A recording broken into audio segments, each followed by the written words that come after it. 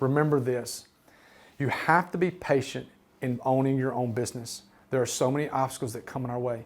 But if you are patient and if you are resilient and you take these things that we've talked about today, you will have success at some point.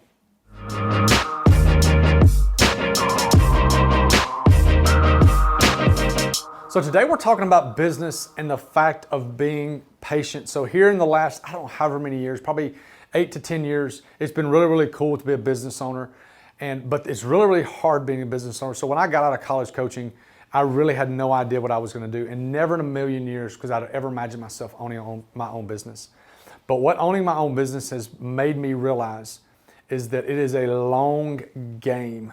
You have to be patient with what you're doing, and you have to take action. So when I was coaching for college football, we met all the time, and we would meet about the meeting, which I despise, but we would do that all the time. And so our whole life was revolved around meeting about something that was going to happen in the future. And so we didn't have a lot of chance to take much action. And so in business, in owning your own business, you have to take action in the things that you're doing. What does that mean? It means putting the post out there or making something happen. We did something this past week that we had talked about for a couple hours and had an idea. We put it out there. It wasn't really good, and then it didn't work. So you know what? We stopped doing it, but we took action. We tried something. And it may not have worked, but we did take the action to see how did this work. And if it didn't, that's fine.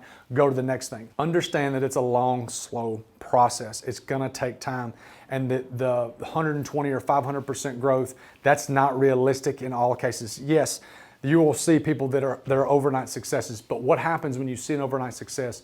They've probably been in the shadows for so many years. I'll give you a great example. Rachel Hollis, the girl that wrote Girl Wash Your Face, she did what she's doing now, she did that for almost 15 years. What happened? She wrote a great book, and she had a best-selling book, and it put her all over the map. Was she an overnight success? Absolutely not. She was a success after 10 to 15 years of working her butt off and doing the right thing and continuing to build her brand. So in turn, she sold that book, she was ready to take on the success and build on that. Social media, it's great and it's terrible.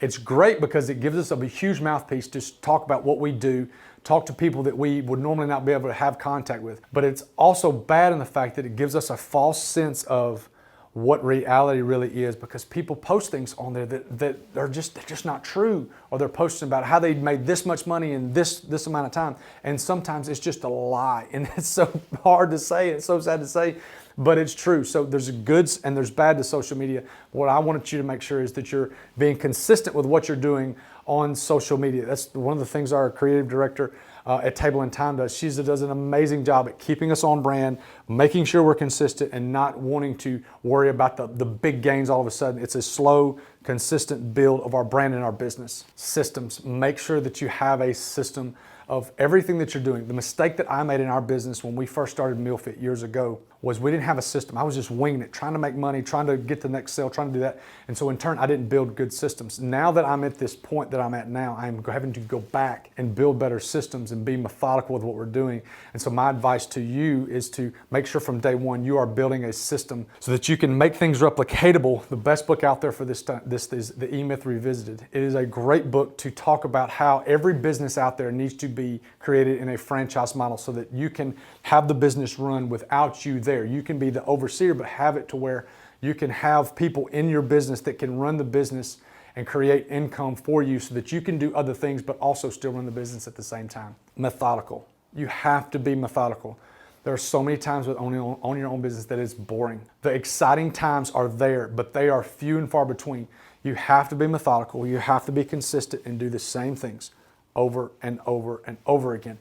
Because what that's going to do, that's going to build habits, and it's going to make us great at the things that we're good at. You have to be okay with mundanity. What is mundanity? It's just like the point we talked about before.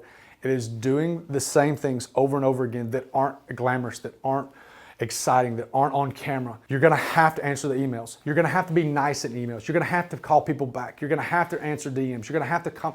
You're going to have to do all those things that are not fun all the time. They're going to be really, really fun when you first start. But what's going to happen is as you get into your business, they're not going to be fun because they can get overwhelming. That's where you have to go back and you have to have those systems. But then when you have those systems, you have to tweak those systems.